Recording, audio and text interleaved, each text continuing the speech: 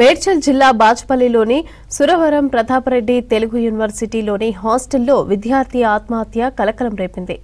BFA third year చదువుతున్న పరశురాం అనే విద్యార్థి తన రూమ్లోని సీలింగ్ ఫ్యాన్ కు ఉరివేసుకుని సూసైడ్ కు పాల్పడ్డాడు. దీంతో యూనివర్సిటీ వీసీ బిల్డింగ్ ముందు బైఠాయించి ఆందోళన చేశారు మృతుడి పేరెంట్స్, విద్యార్థులు.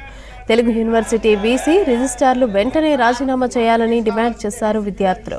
ఇక తమ కొడుకు ఆత్మహత్యకు గల కారణాలు బయటపెట్టాలని, బాధ్యులపై చర్యలు తీసుకోవాలని డిమాండ్ చేశారు తల్లిదండ్రులు. కేసు నమోదు చేసి దర్యాప్తు చేస్తున్నామని తెలిపారు పోలీసులు.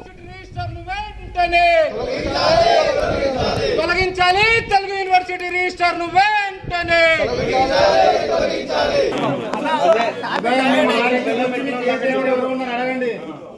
పిలిపియండి. మీరందరూ రాజీనామా చేసేయాలి.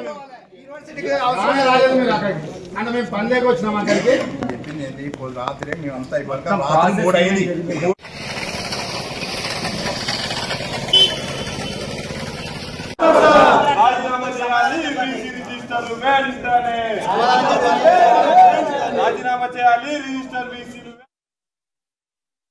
ఈవినింగ్ 7:30 ఆ టైంలో 100 డైల్ కాల్ వచ్చింది. ఇట్లా తెలుగు యూనివర్సిటీలో ఒక స్టూడెంట్ హాస్టల్ రూమ్లో సూసైడ్ చేసుకున్నారని తెలిసింది. మా ఎస్ఐ పోయి విచారిస్తే పరశురాం అనే అబ్బాయి B design, bachelor in design third year student, తన రూమ్లో హ్యాంగింగ్తో సూసైడ్ చేసుకున్నాడు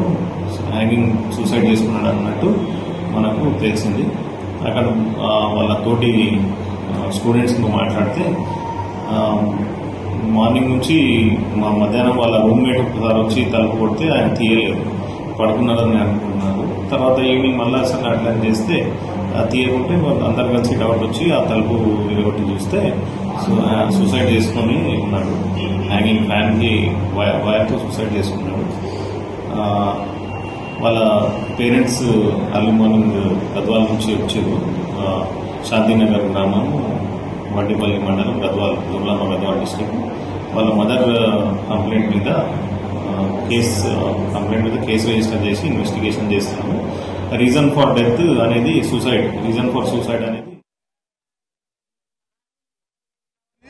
పరశురాం అనే స్టూడెంట్ చనిపోయినా ఇప్పటి వరకు కూడా యూనివర్సిటీ యాజమాన్యం ఏమాత్రం కూడా నిమ్మకు నీరెత్తినట్టుగా, కనీసం వాళ్ళ పేరెంట్స్ కూడా తెలియకుండా బాడీని తీయడం జరిగింది. వాళ్ళు చూడకుండా, పేరెంట్స్కి ఇంటిమేట్ చేయకుండా బాడీ ఎట్లా తీస్తారు? ఒకటి అది అడుగుదామని వచ్చిన ఆ విద్యార్థి సంఘాల నాయకులను కూడా ఏమాత్రం లెక్క చేయకుండా మా ముందే కార్లు వేసుకొని బయటకు వెళ్ళిపోతున్నారు. వాళ్ళకంటే ముందే పోలీసులు తెచ్చి లోపల సెక్యూరిటీ పెట్టుకుంటారు. ఎవరికి సెక్యూరిటీ ఇస్తున్నారు? పోలీసులు ఎవరికి బాధ్యత?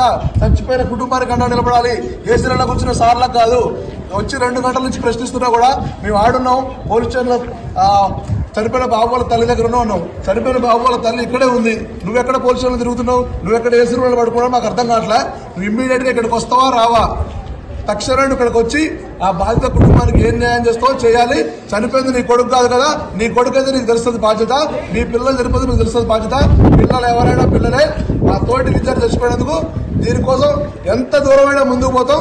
ఇమ్మీడియట్గా మీరు ఇక్కడికి వచ్చి వాళ్ళకి ఏదో ఒక పరిష్కారం చూపించి వాళ్ళ ఇంట్లో ఎక్స్ప్రెషన్ ప్రకటిస్తారా, ఇంకేదైనా ఇక్కడ సమాధానం చెప్పిపోయిందాక వాళ్ళు ఇక్కడ నుంచి కదలరు.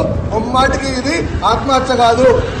తెలుగు యూనివర్సిటీ అధికారులు వీసీ మరియు రిజిస్టర్ చేసిన హత్యని